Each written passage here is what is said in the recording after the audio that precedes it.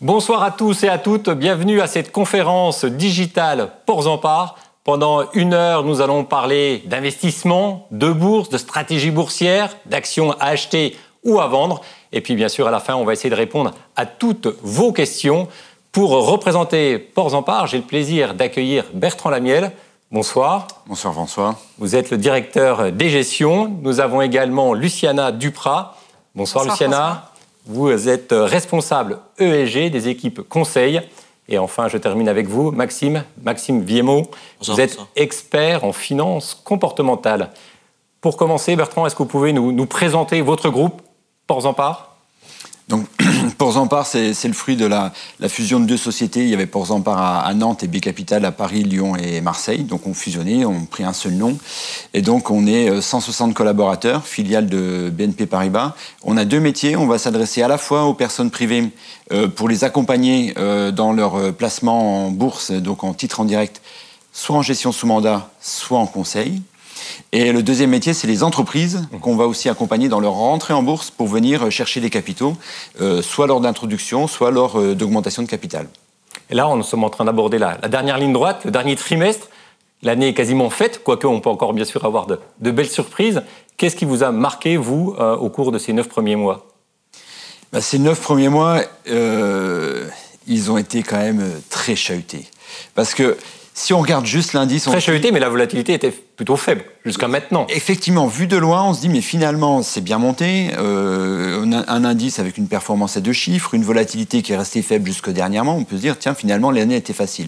Et en fait, c'est assez paradoxal, mais 2020, l'année du crack crise sanitaire, du crack, était une année assez facile parce que la grille de lecture du marché était assez simple. Une fois qu'on avait compris qu'il fallait être sur de la tech, de la medtech, des équipementiers de santé et des énergies renouvelables, tout se passe bien jusqu'à la fin de l'année où ça chamboule un peu avec l'apparition du vaccin. Là, cette année, on a eu des rotations sectorielles qui se sont enchaînées, suivies les unes les autres, et des secteurs qui ont été leaders pendant un trimestre et ensuite ont redonné pas mal de performances pour redonner la place à d'autres. Donc il a fallu être extrêmement agile pour arriver à saisir et arriver à suivre les marchés. Donc c'est une année, on va dire, un peu plus tactique. Année plus tactique où, véritablement, il a fallu aller chercher du stock picking, puisque même dans un secteur qui, à un moment donné, était un peu en panne, on pouvait avoir des dossiers qui continuaient à performer. Donc ça veut dire qu'on fait un peu plus de rotation dans le portefeuille ? Pas forcément, puisqu'à partir du moment où vous avez les bons acteurs, ce qu'on appelle les leaders de marché, il faut juste faire quelque chose qui est très compliqué, les garder et pas les vendre. D'accord. Pour rebondir sur vos propos, je vous propose de découvrir une vidéo de Sandra Serva, qui est responsable gestion sous mandat. Et elle revient sur cette année 2021 avec des éléments sur l'inflation, les performances et les valeurs qui ont bien fonctionné et celles qui ont un petit peu souffert. On l'écoute. Bonsoir à tous. Alors les 9 premiers mois de cette année n'auront pas été de tout repos et il aura fallu constamment faire preuve de sélectivité et de réactivité. Nous avons vécu plusieurs moments forts, plusieurs phases de marché qui ont nécessité la mise en place d'arbitrages et de stratégies parfois même sur du très court terme. À partir du fameux Trash Monday, donc l'annonce de Pfizer le 9 novembre dernier, et à peu près jusqu'à la fin du premier trimestre, les 2 éléments directionnels ont été la spéculation autour de la reprise économique et la forte hausse des taux d'intérêt. À ce moment-là, notre réponse a été de rebalancer et surtout de muscler nos portefeuilles sur les secteurs plus cycliques tels que l'industrie, les matières premières ou les valeurs sensibles au taux d'intérêt. Le tout financé par l'allègement de certaines tech américaines, valeurs qui justement nous ont permis en 2020 de dégager de la surperformance. Alors, c'est jamais sans un pincement au cœur qu'on allège ces vaches sacrées, mais en bourse, Maxime ne me contredira pas, il n'est pas bon de faire des sentiments. C'est à partir du second trimestre que le rééquilibrage de nos portefeuilles s'est accéléré et où la diversification a pris tout son sens. Le marché est resté très indécis, on a assisté à des rotations sectorielles, des rotations de style de gestion et même des rotations géographiques. La plus sage décision à ce moment-là fut d'estomper les paris trop fortement marqués. C'est un cocktail détonnant qui a dirigé le marché jusqu'à peu près cet été, à savoir rumeurs de durcissement de politique monétaire, volatilité des taux d'intérêt et de l'inflation, pénurie de matières premières, problèmes d'approvisionnement et puis surtout l'émergence des divers variants. Ce cocktail, finalement, nous a plutôt conforté dans notre choix d'une stratégie plus défensive. À partir de juillet, des publications de résultats, la microéconomie a repris ses droits et notre travail de stock picker aussi, avec pour maître mot sélectivité et chasse aux laggeurs. Alors, je terminerai sur le point commun des 2 années atypiques et complètement différentes que nous venons de vivre. Je rappelle, 2020, l'année du momentum, année où il fallait fortement marquer ses convictions, et puis 2021, plutôt une année de stock picking et de diversification. Je dirais le point commun, malgré les aléas de marché et donc les fortes tentations de faire du cash, c'est que nous sommes restés pleinement investis. Après ce tour d'horizon, je me tourne vers vous, Maxime. Est-ce que vous pouvez revenir un petit peu sur les règles de base, les bonnes règles pour finalement gagner de l'argent? Et la première question que j'ai envie de vous poser, c'est quand on voit un marché qui a rebondi, on en a parlé tout à l'heure avec Bertrand, qui gagne près de 20% depuis le début de l'année, 80% par rapport à son point bas. Qu'est-ce qu'on fait? Est-ce que c'est pas trop tard? Parce que nous aussi, on a des questions chez Investir, mais j'imagine que vous avez les mêmes chez Portzamparc. On se dit, bon, ça a trop monté, est-ce qu'on y va? Est-ce qu'on n'y va pas? Qu'est-ce qu'on fait? Alors effectivement, François, l'investisseur peut se dire que c'est trop, car en fait, il fait référence à une encre. L'encre, ça peut être la performance depuis le début de l'année, ça peut être la performance depuis un plus bas récent qui a marqué son esprit, mars 2020. Et la solution, c'est de changer d'encre. Si je prends par exemple le point haut de février 2020, juste avant le déclenchement de la pandémie, en fait, la performance du CAC 40 depuis février 2020, c'est simplement 7% en l'espace de 20 mois. Donc à ce moment-là, je peux modifier. Ça change complètement la donne. Voilà, et ça peut modifier mon point de vue. La deuxième astuce, c'est qu'en fait, l'investisseur prend ses décisions en fonction du CAC 40. Et l'idée, c'est de sortir du cadrage indiciel et se tourner vers le cadrage des valeurs. Des valeurs par rapport à leur marché de référence, par rapport à leur secteur de référence. Par exemple, comment BNP Paribas se comporte par rapport au marché européen ou par rapport au secteur bancaire. Et à ce moment-là, on peut changer son point de vue. Et puis se dire finalement aussi que même si un marché est chahuté, il y a des valeurs qui continuent à grimper. Et la période qu'on est en train de vivre depuis quelques semaines nous l'a bien montré. Il y a plein de valeurs qui continuent à faire de nouveaux plus hauts alors que le marché finalement stagne. Donc l'idée, c'est je change d'encre, je change de cadrage et probablement je vais pouvoir m'investir plus facilement. Donc ce que vous me dites, c'est que finalement, ça passe autant monter que ça dépend du point de repère qu'on utilise. Exactement, François. Donc ça veut dire que concrètement, on peut aujourd'hui entrer en bourse, même si on prend comme point de repère le début de l'année. Bien évidemment. Et alors, donc, si on y va, très bien. Mais si on a déjà eu des actions et qu'on a profité de cette hausse, est-ce qu'on fait du cash? Est-ce qu'on fait beaucoup de cash? Comment on gère cette poche de cash? Alors effectivement, on peut être tenté, si on est là depuis un petit moment, et c'est bien normal parce que l'investisseur, c'est tout à fait légitime, il a gagné suffisamment, en tout cas, il considère qu'il a gagné suffisamment, et du coup, il va être tenté de prendre ses bénéfices parce qu'il a peur de reperdre ce qu'il a gagné. Bien sûr. Ce qui est complètement légitime. Simplement, comment est-ce qu'on va faire du cash dans ces cas-là?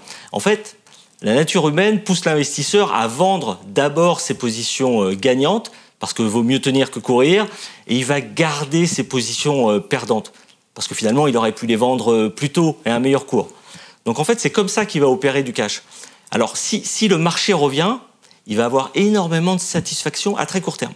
Le problème, c'est que lorsque la consolidation va se poursuivre, il ne va pas pouvoir racheter les valeurs qu'il a vendues, parce que finalement, ces valeurs-là, elles baisseront moins que le marché. Donc au final, lorsque la consolidation sera terminée et que le marché va repartir, il ne pourra pas suivre ce marché pour 3 raisons. 1, il aura plus de cash. 2, il aura moins de bons titres. Et 3, il aura conservé les titres qui remontent moins vite que le marché. Donc en fait, faire du cash, c'est souvent synonyme de confort psychologique à très court terme. Mais c'est potentiellement déstructurer son portefeuille à moyen terme. Et donc, il faut être très vigilant sur la manière dont on fait du cash. D'accord, donc ça peut vraiment nuire à la performance. Exactement. Est-ce que vous avez d'autres conseils, d'autres codes de bonne conduite pour un investisseur? Alors effectivement, les 3 règles que l'on pousse auprès de nos clients, rester investi. Rester investi plutôt que vouloir vivre le marché en on-off et vouloir capter uniquement les séances haussières. Ça, c'est la première règle. La deuxième règle, être bien sûr diversifié. Alors c'est une règle que tout le monde connaît. Néanmoins, j'observe toujours des portefeuilles qui ne sont pas suffisamment diversifiés. Une bonne diversification, c'est quoi? Ça veut dire qu'une valeur ne doit pas représenter quel pourcentage dans un portefeuille? 5% du portefeuille, 5% entre 20 et 30 valeurs, diversifiées sectoriellement, géographiquement. Voilà. Et puis la troisième règle, c'est de gérer son portefeuille en mode arbitrage. Lorsque vous sortez une valeur de votre portefeuille parce que vous considérez que les fondamentaux se dégradent, en face, vous arbitrez tout de suite pour un un leader qui domine son marché de référence, qui domine son secteur de référence. Voilà. Et si on respecte alors ces 3 règles-là, probablement on pourra investir plus sereinement. Mais le souci, c'est que pour faire tout ça, il faut sortir du cadrage indiciel, être en cadrage valeur, parce que le cadrage valeur, c'est des tendances qui sont beaucoup plus lissées dans le temps. Comme ça, vous pourrez laisser porter vos valeurs beaucoup plus longtemps. Et puis, faire sauter les ancres. Oublier son prix d'achat. Oublier la performance depuis le début de l'année et oublier l'objectif de cours. Et si on respecte ces règles-là, probablement qu'on captera plus de performance. Donc là, on a un cadrage avec Maxime. On va passer maintenant au cas pratique avec vous, Luciana. Est-ce que vous avez des exemples concrets qui peuvent nous montrer que vous accompagnez vos clients et concrètement, comment ça se passe ? Alors concrètement, on va beaucoup échanger avec le client pour justement trouver la solution la plus adaptée et la plus personnalisée. Alors souvent, on va resituer le client dans son projet patrimonial, lui faire prendre de la hauteur. Parce qu'aujourd'hui, dans un contexte de taux bas, on sait que pour avoir de la valorisation sur son patrimoine, il faut accepter une part d'actifs risqués plus importante. Et la classe d'actifs actions, elle offre du rendement sur le long terme.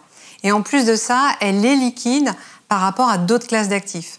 Alors justement, je suis venue avec 2 graphes. Le premier, c'est la performance du S&P 500. Donc voilà, on le voit à l'écran. C'est dividendes réinvestis depuis 2000. Et là, on voit bien que malgré les à-coups, si on était resté voilà, depuis 2000, ça laisse rêveur, on fait plus 342%. Maintenant, si on prend le graphe sur le CAC 40, pareil, depuis 2000, donc là aussi c'est CAC 40 dividendes réinvestis, il y a même un peu plus d'à-coups, mais on voit que la performance, elle est au rendez-vous. 119%, ça laisse rêveur. Donc, on va essayer de se détacher aussi de la posture, prévision, conviction, cash, et plutôt d'être dans le présent avec le client. Alors souvent, on nous pose la question, à quand la prochaine crise, à quand le prochain crack ? Et c'est impossible de prévoir. Maintenant, si on reprend les 2 crises les plus sévères, celle de 2008 et de 2020, il faut rappeler la rapidité avec laquelle les banques centrales et les États sont intervenus.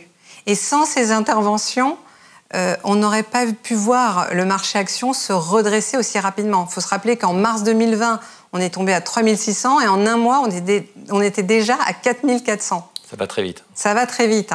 Et alors, nous n'étions pas là tous en 1929, mais on a tous en tête les images des conséquences économiques et sociales. Et c'est arrivé parce que la Fed, à ce moment-là, n'était pas intervenue. Voilà. Mais à en croire Maxime, c'est pas très intéressant d'avoir du cash. Mais si vraiment j'en veux, parce que moi, je stresse en bourse et que là, j'ai beaucoup gagné, comment vous pourrez m'accompagner pour avoir du cash ? Alors, c'est vrai, Maxime l'a dit qu'en théorie, il n'était pas avantageux de faire du cash. Maintenant, quand même, pour certains clients, ils ont besoin de faire du cash pour traverser ces zones de turbulence de manière un peu plus sereine. Donc, on va les aiguiller. On va en profiter pour se dessaisir de titres dont la tendance s'essouffle ou au contraire les fondamentaux sont faibles. En revanche, on va résister à la tentation de vendre des titres en forte plus-value parce que ça fait du bien mais c'est pas du tout productif. Et si au contraire, moi j'ai fait des mauvais choix en bourse et que je décide de moyenner à la baisse, parce qu'on dit souvent ça permet de réduire son prix de revient, c'est une bonne idée parce qu'on n'en a pas parlé tout à l'heure, Maxime. C'est une très mauvaise idée. Très mauvaise idée. On le fait pas, ça. Parce que pourquoi on le fait ? Parce qu'on a la perspective de revoir son prix d'achat. Alors au mieux, qu'est-ce qui va se passer ? On va revendre à son prix d'achat. Mais au pire, François, on va se retrouver avec 2 fois plus de positions dans un environnement qui ne sera pas très serein. Donc le vrai problème de cette stratégie-là, c'est que pendant que vous allez être très occupé par cette valeur-là, vous ne pourrez pas regarder ce qui se passe ailleurs. Donc c'est un inconfort psychologique au-delà de l'inconfort financier que ça procure. Donc on dégrade le portefeuille quelque part. On dégrade complètement le portefeuille. Ce qu'on préconise, en revanche, c'est de faire l'inverse. C'est de moyenner en hausse. Lorsque ça se passe bien, on augmente la taille de position. Très bien. Mais c'est pas naturel, François. Non, c'est vrai. Je reconnais. Luciana, est-ce que vous avez expliqué tout à l'heure que finalement vous regardiez peu les indices, peu la conjoncture parce que c'est difficile de prévoir un crack ou une période d'euphorie. Alors est-ce que vous regardez quand même les secteurs pour vous forger une opinion sur des valeurs ? Exactement. En fait, notre accompagnement, il repose sur une approche sectorielle reliée au marché présent. Et je pense que la vidéo tout à l'heure de Sandra l'illustre parfaitement bien. Ce que disait aussi tout à l'heure Bertrand, c'est qu'en ce moment, on a des rotations sectorielles fortes en défaveur des secteurs de croissance et au contraire en faveur des secteurs bancaires et énergie. Et notre expertise, elle repose justement sur notre connaissance des marchés, sur notre façon de décrypter le marché et non sur la prévision de direction du marché. Et je serais même provocante, je dirais que je suis toujours étonnée de voir des experts prédire avec certitude l'avenir. Ça fait 15 minutes qu'on parle, on a parlé des secteurs, des indices, mais pas encore d'ESG. J'imagine quand même que c'est un critère pour vous très important, parce que quand on voit les flux, aujourd'hui, quand on investit plus de 2 euros dans le marché, des marchés financiers, il y a plus d'1 euro qui va vers ces fameux critères ESG. Vous, comment vous abordez ce phénomène ESG ? Alors effectivement, il y a deux façons de voir les choses. Soit on constate qu'il y a une méga tendance et donc on suit la tendance. Il y a pas mal d'études qui ont été réalisées à ce sujet. Il y a justement la financière de l'échiquier qui a montré qu'investir systématiquement dans des entreprises qui ont les meilleures notes en termes ESG, ça engendrait de la performance de manière durable et même supérieure. Ils l'ont quantifié à 192% sur 9 ans.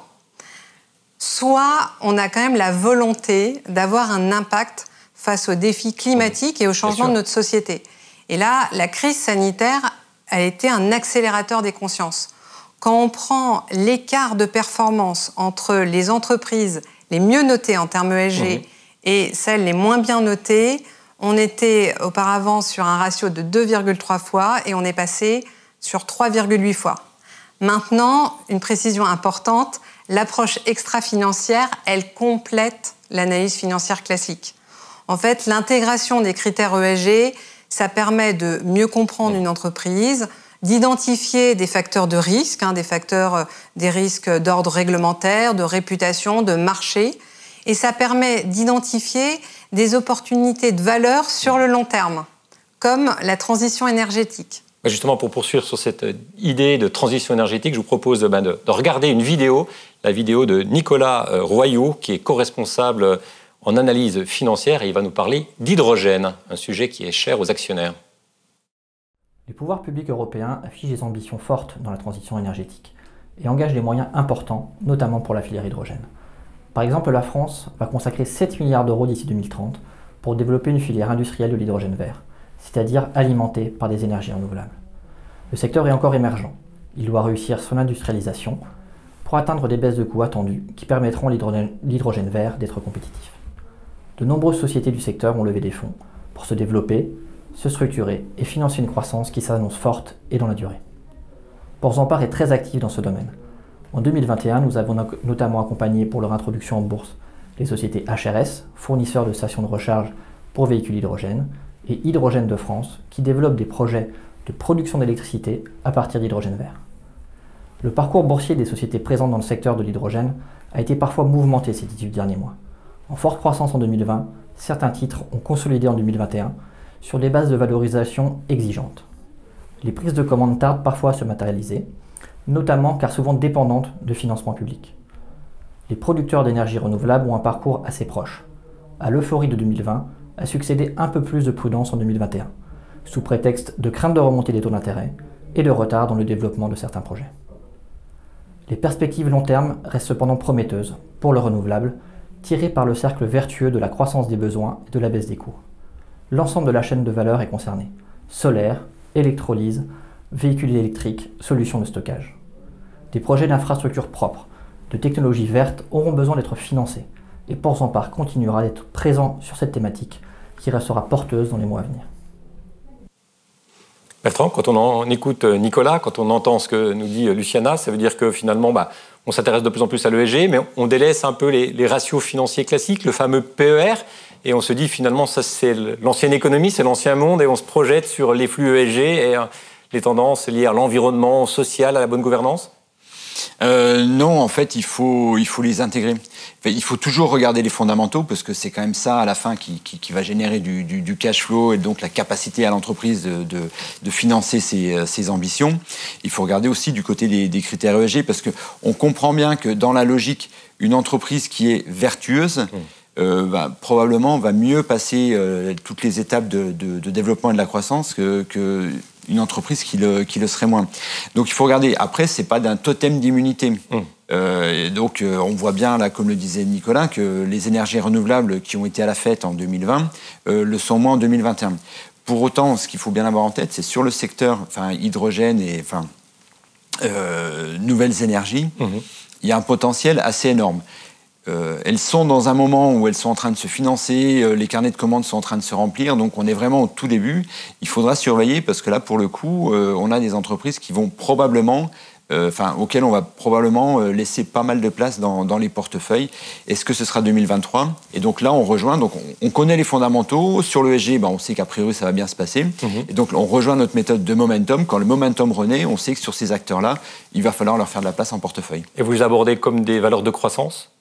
Oui, là, très clairement, ce sera des valeurs de croissance. Ce sera très clairement des valeurs de croissance avec, comme le disait Nicolas, des carnets de commandes qui doivent se regarnir et des sociétés qui vont arriver à passer le cut en termes de résultats opérationnels.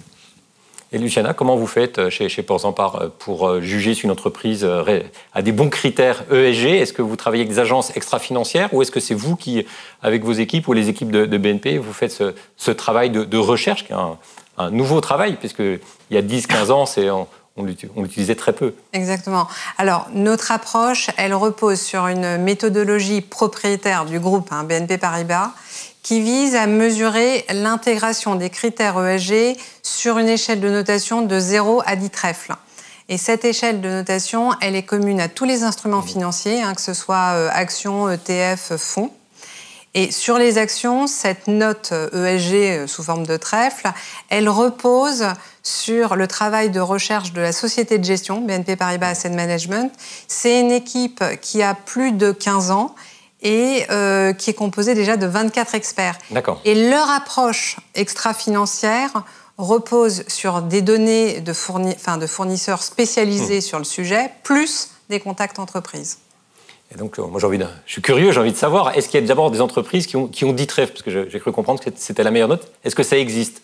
D'être excellent partout, à la fois dans l'environnement, dans le social et la bonne gouvernance. Les meilleures sociétés sont à 8 trèfles pour l'instant. Il faut voir que, en fait, comme disait Luciana, il y a cette logique d'engagement. On va capter des données, mais il y a aussi une logique d'engagement auprès de la société, c'est-à-dire on va nouer un dialogue, leur poser des questions, en fait, pour avoir des informations qu'on n'a pas et qui vont nous permettre de compléter nos grilles de notation. Et alors souvent, dans les grandes entreprises, on le voit lors des rapports annuels, il y a un booklet complet qui est fait sur l'ESG. Sur les entreprises de petite et moyenne valorisation, ça c'est un travail qui commence à se faire et donc on commence à avoir ces informations. Donc on a souvent des sociétés qui sont un peu moins bien notées parce qu'elles sont de taille plus petite ou moyenne entreprise. C'est pas qu'elles sont pas vertueuses, elles font des choses. Par contre, il y a encore du travail à faire en termes d'extériorisation de ces données. Est-ce qu'on peut nous citer des valeurs alors qui ont 8 trèfles ? Paradoxalement, par exemple, on peut regarder Total. Vous me diriez combien de trèfles Total ? On a tendance à penser que pour 8 trèfles, il faut plutôt être dans les services, une profession peut-être féminine, et on se dit que les entreprises polluantes, la chimie, le pétrole, ça doit être plutôt être dans le bas du classement. Non, c'est là l'avantage de l'approche sectorielle, c'est que Total, on est à 7 trèfles. Ah oui, donc parmi les meilleurs. Parmi les meilleurs, parce qu'il y a évidemment la logique d'environnement, mais il y a aussi la logique sociale et gouvernance. Et typiquement, sur un groupe pétrolier, ce qui va être regardé, c'est la capacité du groupe à bien protéger ses collaborateurs, par exemple sur les plateformes en mer, donc les taux d'accident, des choses comme ça, où là, effectivement, Total est très en pointe et très, très en avance sur ces sujets. Total travaille aussi sur la transformation énergétique avec des investissements relativement importants dans les énergies vertes. Et de manière paradoxale, un dossier comme Solaria, donc valeur espagnole, qui a fait les beaux jours de nos portefeuilles en 2020, panneaux solaires, est seulement à 2 ou 3 trèfles, je crois. D'accord. Et là encore, donc, c'est un sujet d'extériorisation des données, donc ils ont travaillé et ils vont nous fournir ça pour l'an prochain. Très bien. On aborde maintenant la dernière partie. On va parler de valeurs à acheter ou de titres à éviter. Mais avant cela, Maxime, est-ce que vous pouvez nous dresser un petit peu une cartographie des valeurs et des secteurs à privilégier dans le portefeuille pour déjà anticiper 2022? Bien sûr, François. Donc on va regarder, normalement on a une petite slide effectivement sur... alors tout d'abord, juste avant de parler des leaders, sur la manière dont on cartographie, oui. Vous savez qu'on suit 2000 valeurs. Donc l'idée c'est de les cartographier en 4 phases. D'accord. La phase de baisse, hein, celle qu'on évite. La phase de controverse, c'est-à-dire la phase où finalement les valeurs reviennent, mais on ne sait pas encore si c'est un feu de paille ou pas. La phase d'accélération, la phase que l'on adore, parce que c'est là où on gagne de l'argent et c'est là où c'est le moins volatile. Donc c'est la phase la plus sereine. Puis la phase c'est là qui va m'intéresser. Hein. Évidemment, c'est effectivement là que ça vous intéresse. Et la phase de pause, qui est le pendant de la phase de controverse, c'est-à-dire aujourd'hui, le marché dans sa globalité se trouve plus en phase de pause. La majorité des valeurs se trouvent en phase de pause aujourd'hui. Voilà, avec l'idée que voilà, il y a beaucoup de valeurs qui repartiront en accélération. Quand vous dites la plupart des valeurs sont plutôt en phase de pause, ça veut dire que vous attendez aussi une pause sur les indices ou ça n'a strictement rien à voir? Alors, on regarde pas en fait ce qui vous se regardez passe pas les indices, on regarde ce qui se passe sur les secteurs et sur les valeurs. Et justement, on a une slide sur les secteurs, puisqu'on fait ce même travail sur l'ensemble des secteurs de la zone euro. Et ce qui est intéressant de regarder, et ce qu'on voit sur ce ranking, c'est que ce sont les banques qui dominent le marché à l'heure actuelle. Et là, c'est vraiment confirmé, parce que les banques, il y a eu quand même beaucoup de faux départs. Bertrand, depuis la faillite de Lehman, on a le sentiment que c'est un secteur qui est complètement délaissé. On a du mal à avoir des prévisions de bénéfices, ou parfois même on a des trimestres où finalement il n'y a même plus de bénéfices. Donc on se pose beaucoup de questions. Mais c'est vrai qu'on a le sentiment, en tout cas depuis la rentrée, qu'il y a un véritable appétit pour les banques. Mais est-ce que c'est pas trop tard, parce qu'on a déjà des titres qui ont déjà fortement monté? Et comment concrètement vous gérez ça? Est-ce qu'il faut les garder? Est-ce qu'il faut encore en acheter? Comment on fait? Alors, sauf erreur de ma part, les Parce banques... qu'on a beaucoup été déçus. Hein. Les banques doivent représenter à peu près 6%, le secteur banque, c'est 6%. Un peu plus maintenant, puisque comme ça monte, on est pratiquement 9 en fait. Ah oui, d'accord, donc ça va vite. Hein. Donc ça vous donne une idée déjà, voilà, c'est pas neutre. Voilà, déjà être à la pondération, c'est déjà mettre à peu près 10% de banque dans son portefeuille. Effectivement, je vous rejoins, depuis 2008, voilà, on était de déception en déception sur le secteur bancaire. Par contre, vous avez raison sur le schéma long terme, mais n'oublions pas, quand on va rezoomer sur certaines périodes, que par exemple, de la fin 2016 au début 2018, on a eu un rallye sur les bancaires qui ont gagné 90% sur cette période-là. Donc il faut quand même bien avoir en tête que les banques sont des actifs qui sont parmi les plus volatiles du marché, et donc le jour où ça démarre, ça peut faire des performances très rapides. Et ça a déjà un petit peu démarré, non? Ça a déjà un petit peu démarré, mais pour vous donner une idée de la rapidité, le moment où le vaccin sort, l'indice bancaire, donc ce fameux 9 novembre 2020, l'indice bancaire gagne 9% dans la journée. Oui. Et va gagner 30% en 12 jours. Donc ça va extrêmement vite. Et on est peut-être là ce soir au moment où on va de nouveau connaître une nouvelle jambe de hausse sur les indices, puisque à la clôture, l'indice bancaire, sauf erreur de ma part, a fait un nouveau plus haut, donc fait un breakout. Donc à surveiller de très près, c'est en corrélation avec les taux qui sont eux aussi en train de monter.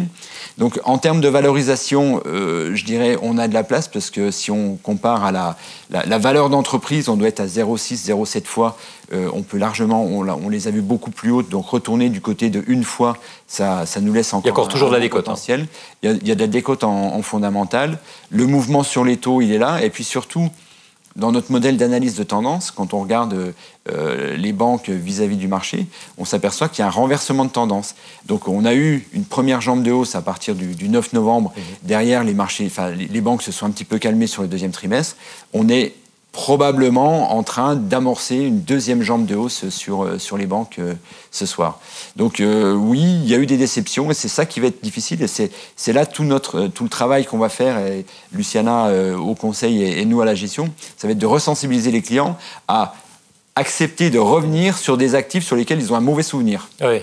Donc là, d'où la finance comportementale, en se disant c'est pas parce que ces valeurs-là ont déçu qu'elles continueront de décevoir quelque part. Bien sûr, il faut s'extraire du passé et rester le plus possible dans le présent. Et ce qui est en train de se passer sur les marchés depuis quelques jours, c'est que c'est les banques qui sont en train de revenir, et qui reviennent très fort, parce qu'effectivement, comme l'a dit Bertrand, ça va très vite. Donc, grosse conviction sur les banques, même si ça a déjà commencé à monter. Est-ce que ça veut dire que la grosse conviction, elle s'étend à l'ensemble du secteur de la finance et à l'assurance ? L'assurance devrait probablement suivre, et un petit peu en retard traditionnellement, peut-être un mois, 2 mois de retard. Logiquement, le mouvement sur les taux devrait aussi profiter aux assurances. Il faut avoir en tête que autant les banques en Europe, on a des banques qui se ressemblent, ont des géographies différentes, mais globalement ont une part de banques de détail et de banques d'entreprise. Dans les assurances, il y a beaucoup plus de diversité. Parce qu'il y en a qui vont être centré sur de l'assurance bien dommage, de l'autre plutôt assurance vie. On a des réassureurs notamment en Allemagne. Donc c'est l'indice assurance est un peu plus mixte et donc un peu moins rapide, mais il devrait logiquement suivre l'indice bancaire. Maintenant, encore une fois, on va rester pragmatique. Ça devrait le faire, on ne va pas prédire l'avenir. Si ça le fait, il faudra savoir embarquer. Si ça ne le fait pas, on attendra, on passera à autre chose. Et vous vous dites finalement avec les banques on ne sera pas déçu parce qu'il y a des dividendes, donc du rendement si jamais il y avait une petite pause, ou vous jouez vraiment la plus-value? La plus-value, le rendement, après, oui, les deux, forcément. Il y a, en fait, le rendement, on va plutôt parler du retour du rendement, dont on avait été privé l'an dernier. Absolument. Et en fait, tout ça, c'est des news, c'est du momentum qui va venir enrichir le secteur et qui fait que les investisseurs vont pouvoir se dire, certains viendront pour la plus-value, d'autres pour le rendement. Donc ça donne en fait plusieurs axes d'investissement et qui, a priori, devraient nourrir la hausse du secteur bancaire. Alors justement, on a mis en avant là juste dernièrement Nordea Bank, qui est une banque scandinave qui fait partie des banques européennes les plus capitalisées en Europe. Et c'est justement parce que fin juillet, la BCE avait décidé de relever les restrictions de dividendes pour les banques. Et il y a des banques qui ont choisi de verser un gros dividende tout de suite en une fois. Ce n'a pas été le cas de Nordea. Donc c'est pour ça qu'on peut s'attendre à une politique de dividendes ou à des rachats d'actions assez généreuses. C'est pour ça qu'on on l'a mis en avant notamment là dernièrement. Et en dehors de Nordea, vous avez d'autres valeurs à nous proposer? Bien, vous les avez là. Donc là, on est sur ce qu'on appelle entre nous la crème de la crème. Donc c'est des dossiers qui sont en hausse. En absolu, qui font mieux que le marché et qui sont les meilleurs de leur secteur. Et donc, c'est un peu représentatif de ce qui est en train de se passer et en quelques titres, vous donner une idée de la configuration de nos portefeuilles. Donc, on voit Nordea Bank, pour travailler le secteur bancaire. On va voir une logique technologique avec Snap aux États-Unis, avec Atlassian aussi aux États-Unis, donc les sociétés de logiciels. Et on va voir aussi des sociétés du retour type Airbus, retour à une économie normale, ouverte. Donc là, on va plutôt s'intéresser à des dossiers comme Airbus. Norsk Hydro, on va être sur les matières premières. Donc une grosse thématique encore l'an dernier, un peu plus chahutée, mais Norsk Hydro, elle, continue à passer. Et puis après, on va être plutôt sur des dossiers de consommation avec Lululemon, les pantalons, les yoga pants. D'accord. Voilà. Et quand on est sur de la croissance, vous dites, parce que vous avez quelques valeurs de croissance qui sont plutôt bien notées dans le domaine du logiciel, est-ce qu'on ne redoute pas cette fameuse hausse de taux, parce qu'on a vu que ces valeurs de croissance sont allergiques. Alors d'abord, est-ce que vous pouvez expliquer comment ça se fait qu'une valeur de croissance est allergique dès qu'il y a un peu d'inflation et de taux? Et puis deux, est-ce que ça change, votre attitude vis-à-vis de ces valeurs? Alors, ce qui se passe effectivement quand les taux remontent, c'est qu'il y a des secteurs qui, typiquement les banques, en profitent parce que quand les taux sont plus élevés, elles font un peu plus d'intérêt. Donc il y a déjà un effet de vase communicant où on va retirer de la valeur sur ce qui est généralement bien monté, à savoir les valeurs de croissance, qui va plutôt du côté du dossier des values. Après, il y a une logique purement de mathématiques financières, c'est ce qu'on appelle les taux d'actualisation. Et donc, quand les taux montent, la valeur future descend. Et donc sur les valeurs de croissance où vous avez effectivement des pentes énormes de croissance, c'est là où on le sent le plus. Alors cette période-là, elle permet cette période un peu chahutée qu'on a connue permet de faire le tri à l'intérieur des secteurs. C'est-à-dire typiquement dans les valeurs de semi-conducteurs, donc il y a une pénurie, il y a une grosse demande, donc typiquement on est bien dans un secteur de croissance. On est présent historiquement sur des dossiers comme ASML, donc qui va faire les machines pour créer des semi-conducteurs, sur Nordic Semiconductor, donc qui va faire des semi-conducteurs pour les Internet des objets, voilà. Et BESI, c'est BE Semiconducteur. Tension sur les taux, un petit peu de volatilité sur le marché. Et là, on s'aperçoit que ces dossiers qui avaient des comportements assez similaires, pas forcément sur la même pente, mais globalement, voilà, absorber bien les socs de marché. On s'aperçoit là qu'on en a un, c'est BE Semiconducteurs, qui commence à être un peu plus faible. Donc voilà, ça nous permet de faire le tri. Donc, à minima, dans la hiérarchie, il vaut mieux avoir ASML et Nordic en premier et BE en dernier. Et après, on peut se poser la question de prendre des bénéfices ici pour aller les repositionner sur les banques si on n'en a pas, compléter du Airbus si on n'en a pas suffisamment. Donc ces périodes de stress nous permettent de voir, de détecter les dossiers qui arrivent à passer. Et Airbus, la thématique, c'est de dire, voilà, on sort de la période de la crise sanitaire, on va vers une période de normalisation, on va reprendre les voyages, et c'est ça qui vous enthousiasme, ou c'est plutôt de dire, le groupe est plutôt bien géré, il a une bonne note ESG, et on la recommande fortement? En fait, c'est une société qui a surpris positivement à plusieurs reprises au cours de l'année. Là où tout le monde pensait que globalement, on retournerait à un rythme normal de cadencement de sortie des avions en 2025, par 2 fois, ils sont revenus vers le marché en disant non, en fait, ça va plus vite que prévu. Donc non seulement il n'y a pas d'annulation de commandes, il y a des commandes qui sont en train de se recréer et on arrive à remonter en charge en termes de production. Donc on va plutôt viser du 2023-2024. Et donc tout ça, en fait, ça a permis aux analystes d'avoir de la donnée fraîche de la part de la société, donc de retravailler leur modèle et donc d'augmenter leurs ambitions sur le titre-là. Donc il y a un momentum en ce moment qui est assez favorable sur ce type de dossier. Ouais, c'est assez incroyable parce que tout le monde dit que les compagnies aériennes manquent d'argent, elles sont toutes au bord du bilan et finalement elles passent quand même des commandes et ça se passe plutôt bien chez Airbus. Il y a une demande qui est en train de... Voilà, les États-Unis qui sont en train de réouvrir leur domaine aérien, donc on voit que c'est pas encore parfait partout, mais le fait que la vaccination progresse, le fait que le monde se réouvre, en fait, on va plutôt, en accumulant des bonnes nouvelles, diminuer de plus en plus le pessimisme qui régnait sur ce secteur. Et donc voilà, c'est ce qui est en train de se passer en ce moment sur Airbus. Donc là, on a vu les valeurs qu'il fallait acheter, qu'il fallait avoir. Et je me tourne vers vous, Luciana. Est-ce que vous pouvez nous dire, il y a plutôt des valeurs sur lesquelles il faut commencer à prendre des bénéfices parce qu'on ne va pas faire que d'acheter. Alors, c'est vrai. Alors, en même temps, nous, on a un message cette année d'équilibre. Et équilibre, ça veut dire quoi ? Message, alors justement, c'est que, comme l'a dit Bertrand en début de présentation, l'année dernière, c'était facile, c'était très valeur de croissance, technologie, santé. Là, il faut réduire, là en ce moment, ces technologies et luxe qui normalisent en faveur des secteurs bancaires et énergie. Donc tout le travail avec les clients, ça va être que pour ceux qui sont surpondérés sur les valeurs de croissance, il va falloir réduire les pondérations pour que ça coûte moins en termes de performance de portefeuille. Et au contraire, ceux qui n'en avaient pas ou qui étaient vraiment qui étaient sous-pondérés, initier des pauses. Et justement, ça se fait en faveur des secteurs bancaires et énergie. Donc c'est ça de rééquilibrer les portefeuilles, en fait. C'est tout le travail qu'on essaye de faire avec les clients. Et donc là, concrètement, vous vendez un petit peu de luxe, vous vendez un petit peu de valeur de croissance et de technologie ? Exactement. Là, par exemple, si on prend l'exemple du luxe, pour ceux qui sont... Parce qu'on a été quand même surpondérés, hein, c'était quand même une tendance à jouer. On va presque une méga tendance, oui. Oui, il faut quand même réduire les pondérations pour que ça coûte moins en termes de performance de portefeuille. Maintenant, il ne faut pas non plus être dans un pessimisme exagéré. Pour nous, hein, le secteur du luxe, il présente toujours des atouts. Déjà, à court terme, concrètement, il y a de nouveaux produits qui vont sortir au 2e semestre pour la plupart des grandes marques. Sur le long terme, il y a un intérêt toujours marqué des clients et ça, les Google Trends l'illustrent parfaitement. Et puis surtout, là, dernièrement, les craintes sur la Chine ont été vraiment exagérées. Le gouvernement chinois, quand il a parlé de prospérité commune, c'est un partage des richesses. Et ça, c'est favorable au secteur du luxe. Maintenant, si on revient au niveau des valeurs, on va là aussi avoir une hiérarchie. Donc, si on prend de la plus défensive à la moins défensive, on va retrouver Hermès, L'Oréal, Christian Dior, LVMH et Kering.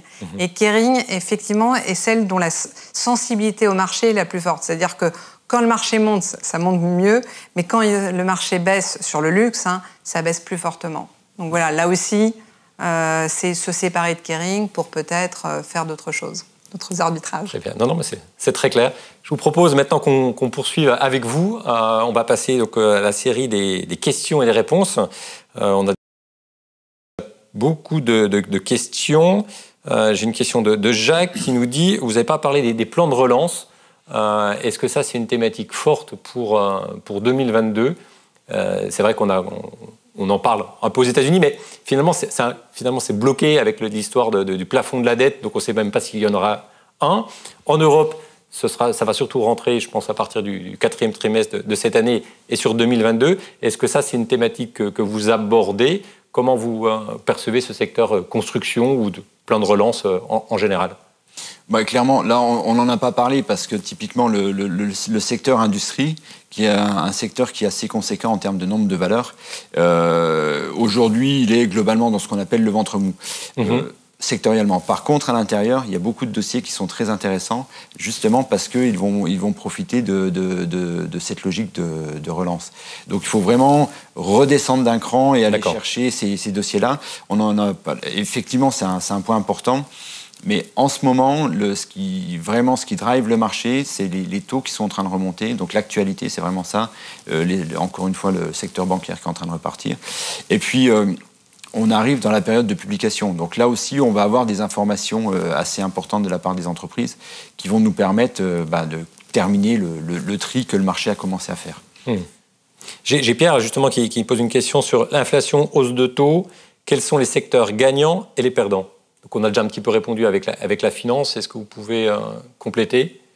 Forcément, tout ce qui est secteur très endetté, donc les services aux collectivités, a priori, c'est pas forcément, c'est pas le moment. Attention aux entreprises qui ont beaucoup de dettes à leur bilan. Et on va retrouver l'immobilier qui va être probablement un peu pénalisé, mais c'est des secteurs qui ont jusqu'à présent pas beaucoup participé à la hausse du marché.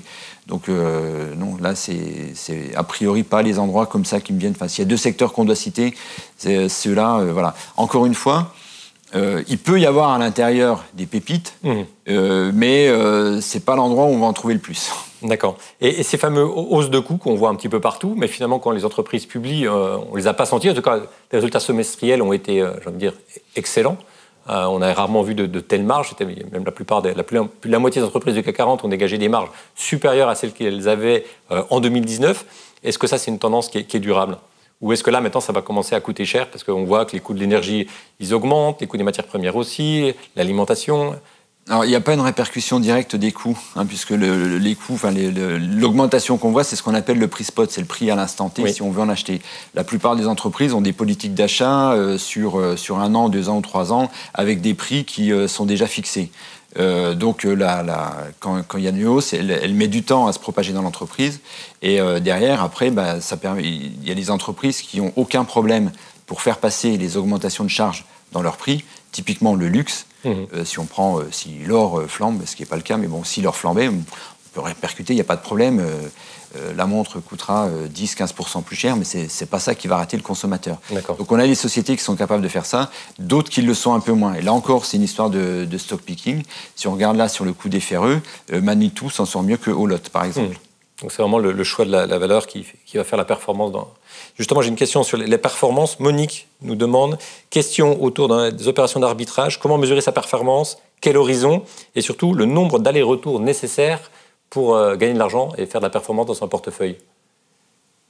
Alors en termes de rythme, ce qu'on peut vous dire par exemple pour la manière dont effectivement on accompagne nos clients qui travaillent sur un horizon moyen-long terme, alors on détient en temporalité, on détient nos gains en moyenne 1 an et demi.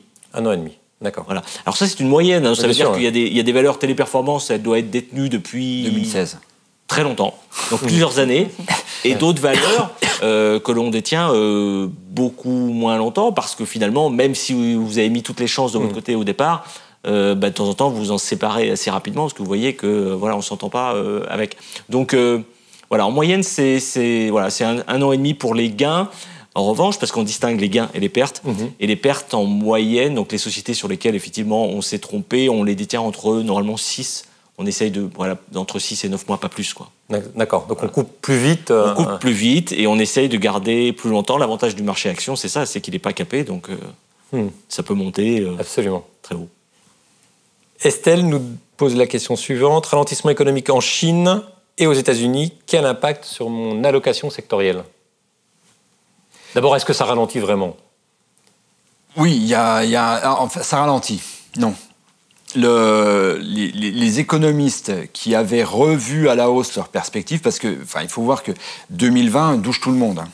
C'est la première fois que ça arrivait, 3/4 de la planète est à l'arrêt, donc forcément, quand il faut sortir des chiffres de production, des chiffres de consommation, j'imagine que il y a probablement l'angoisse de la passe blanche aux côtés des économistes. Enfin, en tous les cas, j'aurais à leur place, c'est à peu près ce qui me serait arrivé.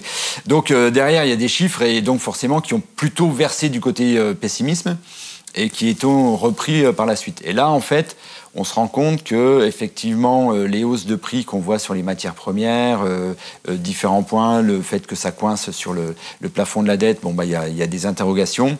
Et donc, sur les 2-3 semaines dernières, on a plutôt eu des économistes ou des indicateurs qui ont été revus à la baisse. Maintenant, ça reste de la croissance. C'est des croissances qui vont être supérieures à 3-4%. Là où certains pensaient qu'on pouvait arriver à 5%. Donc, il y a une révision, un retour en arrière, mais ça reste de la croissance.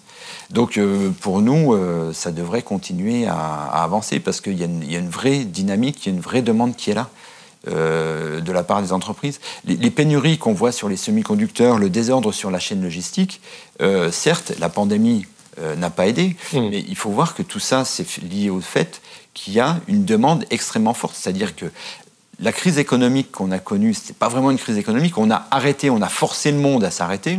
Il n'y a pas eu de destruction du capital. Donc quand on dit « OK, ça peut repartir », le capital ayant pas été détruit, tout peut redémarrer très vite. Sauf quand il y a une usine il y a un cas de Covid. Mais globalement, si ça se passe bien d'un point de vue sanitaire, ça repart vite et il n'y a pas eu de destruction du capital. Donc c'est ça aussi qui explique un peu la fulgurance des marchés depuis le point bas de mars.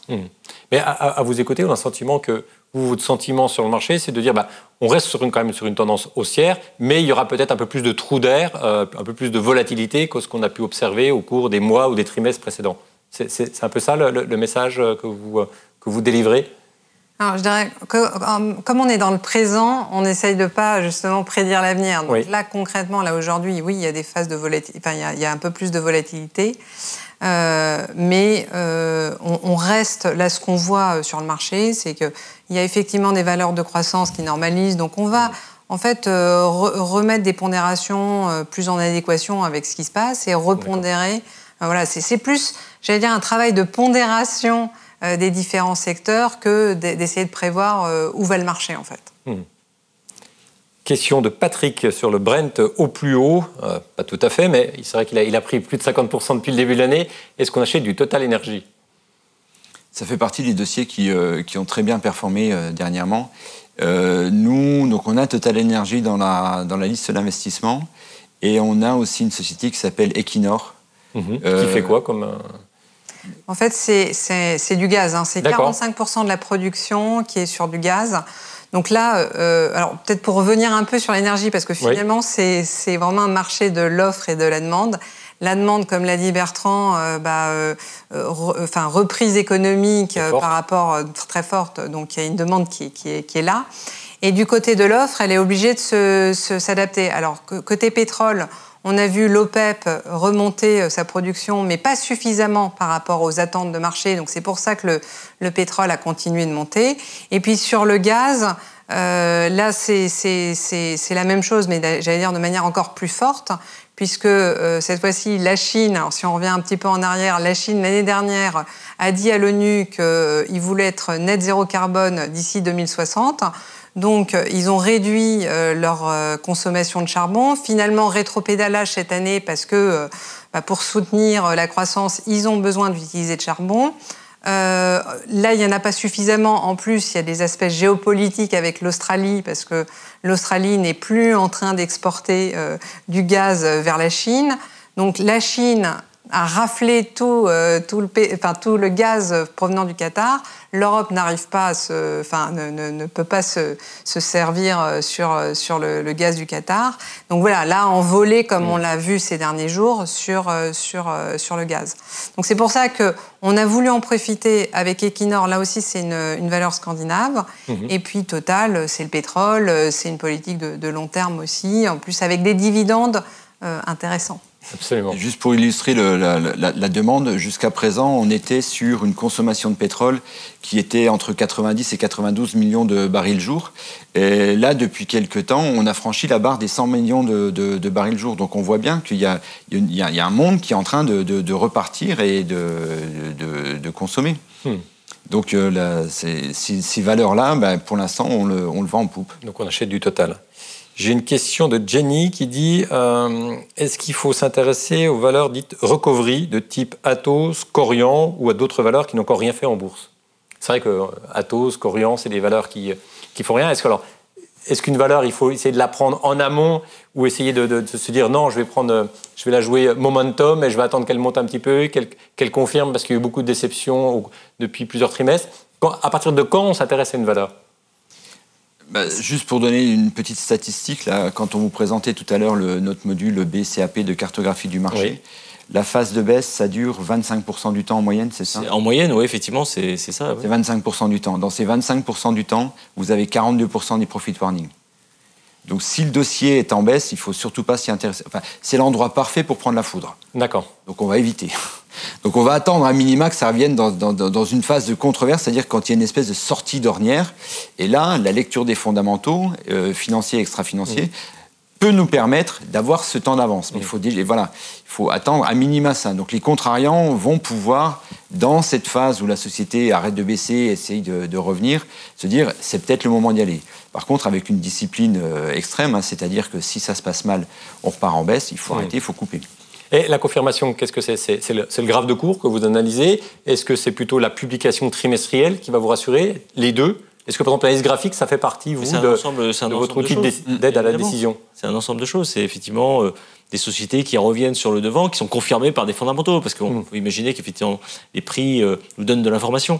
Voilà, ce qu'on va chercher, en fait, c'est le passage de la controverse à l'accélération. En fait, c'est les débuts d'accélération. D'accord. Ce sont en général des environnements où on a des bonnes nouvelles fondamentales qui alimentent la hausse du cours. Voilà. Donc on va attendre ça, effectivement. Et ça, vous le mesurez comment? C'est avec des indicateurs de type RSI ou c'est d'autres indicateurs? Non, des indicateurs de suivi de tendance classiques. Voilà, qui nous permettent... le RSI étant plutôt des indicateurs qui sont utilisés pour des gens qui travaillent à un horizon assez court. Nous, on s'inscrit vraiment dans des tendances plutôt longues. Donc vous avez dit, oui, 1 an et demi pour prendre ces gains. Voilà, c'est ça. Donc c'est vraiment un horizon long. Donc on se laisse le temps. Alors bien évidemment, on ne va pas intervenir au plus bas.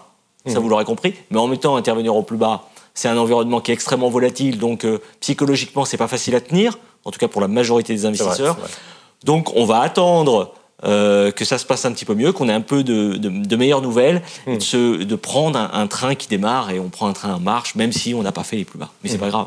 Et j'allais dire qu'une fois qu'on a détecté des valeurs qui sont en phase d'accélération et de pause, concrètement, il y a des conseillers et des gérants qui vont aller lire les notes d'analystes pour voir s'il y a suffisamment d'arguments pour passer à l'achat sur une valeur. Et on a vraiment un comité d'investissement où on va prendre la décision de manière collégiale pour valider ou pas le choix de cette valeur en liste. Très bien. Question de Nicole sur une introduction en bourse d'Afiren. Nicole nous dit, elle est mal partie, pour autant peut-on faire confiance à la chimie verte sur le long terme? Que ça, c'est une introduction très, très récente. Donc... Oui, donc en plus dans un marché qui était un petit peu secoué, donc bon, ça c'est pas... sur le principe, et puis ça rejoint la question d'avant sur les plans de relance. C'est vrai, il y a beaucoup d'argent qui va être investi, donc c'est les sociétés qui sont souvent dans des phases d'investissement, de recherche et développement, donc potentiellement avec des résultats opérationnels qui sont encore négatifs ou à peine positifs, donc forcément ce qui génère pas mal de volatilité. Pour autant, on voit bien qu'il y a beaucoup de progrès qui sont en train d'être faits typiquement, je ne sais pas si on prend sur le plastique, les solutions qui visent à passer sur des plastiques qui sont complètement biodégradables ou autres, on s'aperçoit qu'au capital de ces sociétés, on va vite retrouver des sociétés typiquement comme L'Oréal, qui a tout intérêt pour ces contenants à avoir des solutions qui soient biodégradables, qui soient vertes. Donc on voit bien qu'il y a tout un environnement de financement qui est là autour de ces sociétés. Et on va regarder le moment où effectivement ça déclenche, il y a la bonne nouvelle qui fait que ça peut repartir. Là, pour le coup, c'est vraiment très très jeune, donc voilà, il faut... Attendons un petit peu. Voilà, si on est positionné dessus, ça veut dire qu'on a regardé et qu'a priori le cas d'investissement nous plaisait, enfin le storytelling de l'entreprise nous plaisait et que les fondamentaux, on était en phase avec des niveaux de valorisation. Donc là, il faut patienter un peu probablement. Question de Jean-Paul. Est-ce qu'on réduit fortement l'automobile en attendant que la crise des semi-conducteurs passe? Qu'est-ce qu'on fait sur l'auto? J'ai vu qu'on allait vendre cette année moins de voitures qu'en 2020, alors qu'il y avait eu la crise sanitaire plus la récession, du fait qu'on manque de composants. Alors, ce qui est intéressant sur l'automobile, c'est que ça illustre bien l'avantage de notre méthodologie de suivi de tendance, puisque la pénurie de semi-conducteurs, on a commencé à en parler l'an dernier, à peu près à la même époque. Donc c'est quelque chose dessus. On savait que ça allait toucher le secteur automobile. On a su que le secteur automobile qui avait coupé ses commandes serait moins bien servi que d'autres secteurs. Donc on a eu toutes ces nouvelles-là, on les avait, ce qui n'a pas empêché le secteur automobile de faire un très beau parcours en bourse jusque mai-juin à peu près. Oui, juste avant l'été en fait. Juste avant l'été. On avait tout sur la table. On savait que ça, voilà, il y aurait des pénuries. Et en juin, on avait déjà eu des fermetures d'usines pour cause de j'ai pas de composants. Donc tout ça, on l'avait. Ça n'empêchait pas. Donc nous, on est resté. Et comment vous expliquez que le marché n'écoutait pas ce flux de nouvelles? À la limite, il y a une période d'euphorie. Moi, pourquoi le vent vient de l'est plutôt que de l'ouest? Je m'adapte. D'accord. Je change de voile, voilà. C'est pas normal que ça arrive. Ok, qu'est-ce que je fais? Je m'adapte et je me laisse porter. En étant bien conscient que là, pour le coup, au niveau du risque, je me dis, bon, là, je sais bien qu'à un moment donné, ça va s'arrêter. Donc, quand on voit arriver la pause, là, forcément, on réduit les pondérations parce qu'on se dit, bah oui, à un bout d'un moment, effectivement, des sociétés qui sont commencées à venir en disant, bah oui, moi, je réduis, je pourrais pas vendre autant de voitures que ce que je vous avais promis. Donc là, ça a commencé à mordre typiquement sur les cours de bourse. Mais les mauvaises nouvelles, quelque part, on les avait déjà. Mais il y a un moment donné où il y a la révélation et le marché décide de se dire, bon, il est trop tard, on passe à autre chose. Et donc, nous, c'est à ce moment-là que, par la connaissance des fondamentaux, on a déjà réduit normalement un petit peu les pondérations avant. Et puis, les dossiers les plus faibles sont déjà sortis. On a gardé que les dossiers qui se comportent le mieux et un des meilleurs, ça doit être Stellantis, je crois, en ce moment. Donc, parce que là, pour le coup, il y a une véritable histoire industrielle qui avec les synergies entre Peugeot et Chrysler. D'accord. Question de Corinne. Eurofin Scientifique a fait un parcours boursier exceptionnel. Que fait-on? C'est vrai, Eurofin Scientifique, là, c'est une magnifique introduction. Donc, on parlait tout à l'heure d'IPO, d'introduction sur une valeur de chimie verte de quelques jours. Eurofin, ça s'est introduit en bourse en 1997. Et si vous aviez mis, parce qu'on a fait l'entretien récemment, si vous avez mis 1 600 €, moins de 1 600, c'est entre 1 200 et 1 600 €, vous avez aujourd'hui 1 million. Donc là, typiquement... il ne fallait pas la garder forcément 1 an et demi, on la garde encore. Comment on fait quand on voit un tel parcours? Eh bien, voilà, en tout cas, même sans regarder les fondamentaux, on se laisse porter parce que c'est une valeur qui à aucun moment nous a donné des signes de faiblesse, ou lorsqu'elle en a donné et qu'elle était en signe de pause, les fondamentaux nous ont fait dire que finalement il fallait la garder. Donc voilà, d'un point de vue comportemental pur et dur, c'est une valeur qu'on conserve et qu'on a dans les portefeuilles. Très bien. On nous dit, Alain nous dit, le marché est peut-être un peu cher. Est-ce que vous validez le fait que le marché est cher aujourd'hui? D'ailleurs, qu'est-ce que c'est un marché cher pour vous? En fait, oui, le marché est cher. Honnêtement, on le sait a posteriori, quand il a beaucoup baissé. Et là, on se dit, on trouve toutes les bonnes raisons pour se dire, bah oui, finalement, c'était quand même un peu cher. Typiquement, l'exubérance irrationnelle. C'est Greenspan qui en parle en décembre 1996. Le Nasdaq, l'explosion du Nasdaq, c'est en 2000. 4 ans après, il fait x5. Et en 96, Greenspan, qui était quand même président de la Fed à l'époque, a priori, il avait les informations. Absolument. Et il trouvait que c'était déjà très cher.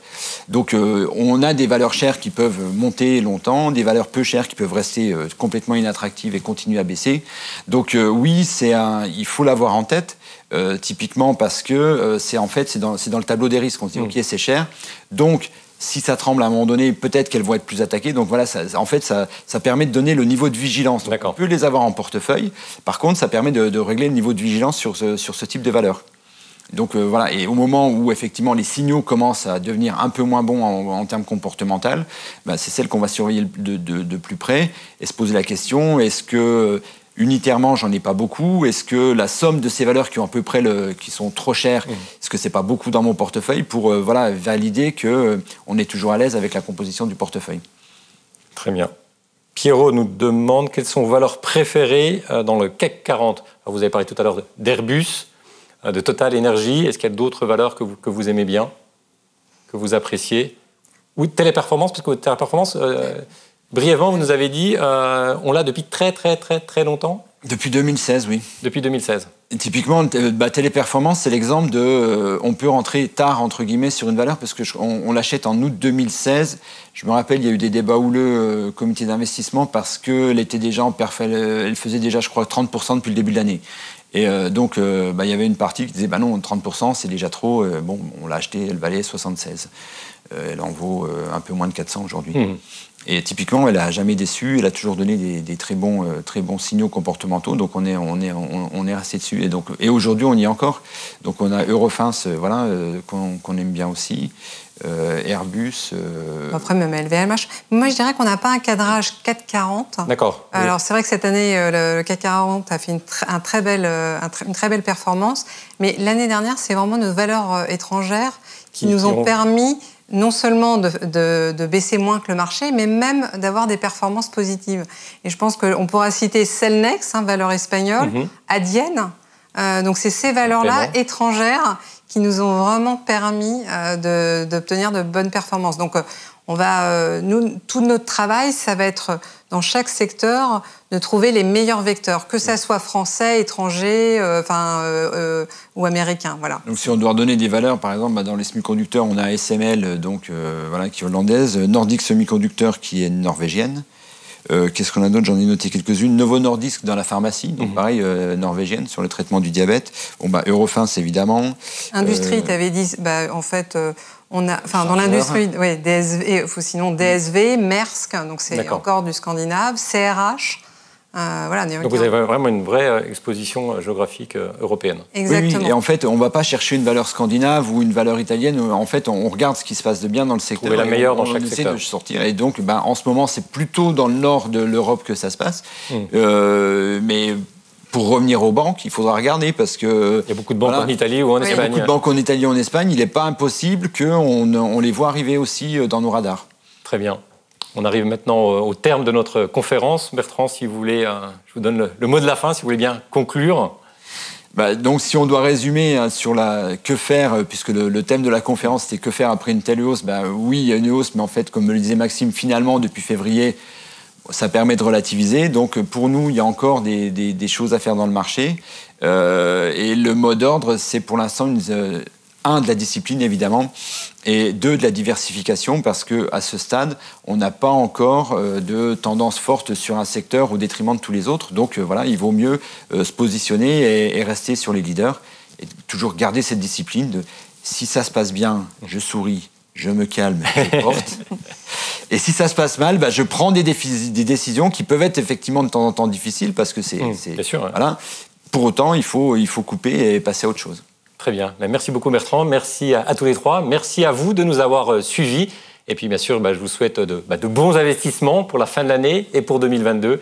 Et à très bientôt. Bonne soirée.